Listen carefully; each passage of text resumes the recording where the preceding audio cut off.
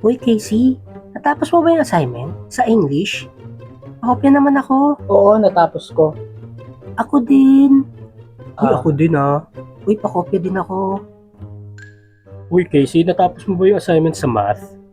Oo, pero hindi ko sure kung tama. Pakopya naman kami oh. Okay lang yan, matalino ka naman eh. Pakopya din ako ah. Uy, Casey, pakopya kami sa exam ah. Sige.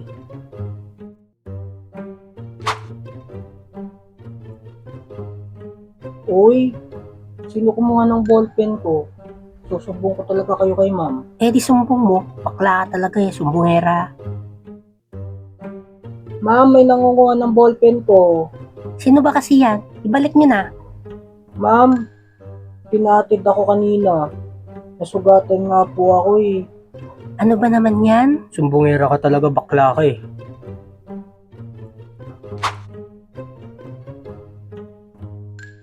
Ma'am, Yes, Casey. a formula A squared plus B squared equals C squared. It is used to solve right triangle, ma'am. Very good, Casey. Galing naman niya. Ma'am, Yes, Casey. Galing naman neto. Siya na naman. matter is anything that take up space and has a weight, ma'am. Very good, Casey. Wow. Galing mo, pre. Wow. Ma'am, Yes, Casey. Galing mo talaga, pre. x is equal to 2 Ay, po. pakopya sa exam. Very good.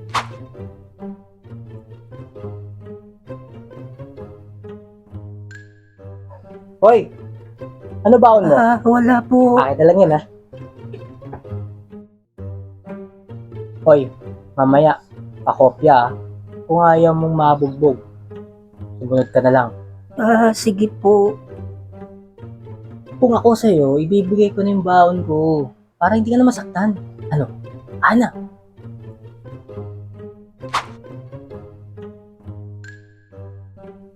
Hoy, tara kain tayo. Sino kakain sa kantin?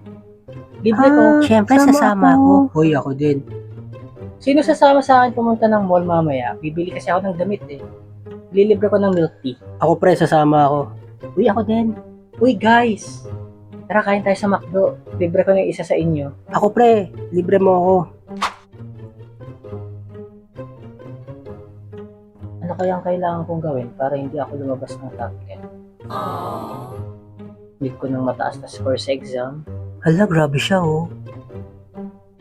Kailangan kong matapos yung assignment ko. Baka hindi ako mag-top 10 nito. Grabe naman oh. Ala. Napa-absent ako kahapon. Na-miss ko yung lesson. Ayoko lumabas ng top 10. So kami mga pala absent, takwak.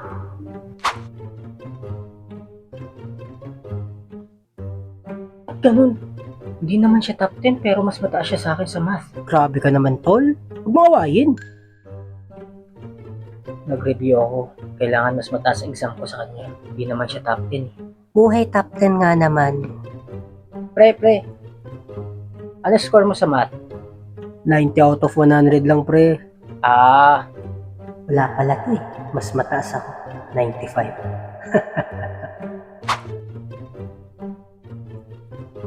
Ano yan, Casey? 8 ka na naman. Grabe ka. Ano? sorry ma'am. Hindi po kasi ako agad nakasakay. Agahan mo kasi ang gising. Ano ba yan? Ano, Casey? Late ka na naman. Wala nang pagbabago. Konti na lang talaga eh. Papatawag ko na parents mo. Sorry ma'am, hindi po kasi nag-alarm yung cellphone ko. Ay nako, sige na. Umupo ka na. Ano? Late ka na naman ah. Ano? Sorry po ma'am. Tinapos ko po kasi yung assignment ko kagabi kaya late ako nagising.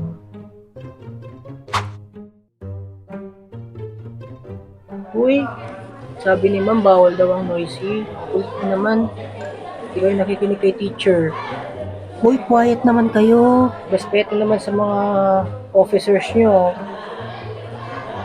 Grabe naman kayo. Uy, classmates, huwag naman kayo maingay. Classmate, lahat daw ng noisy ililista ko.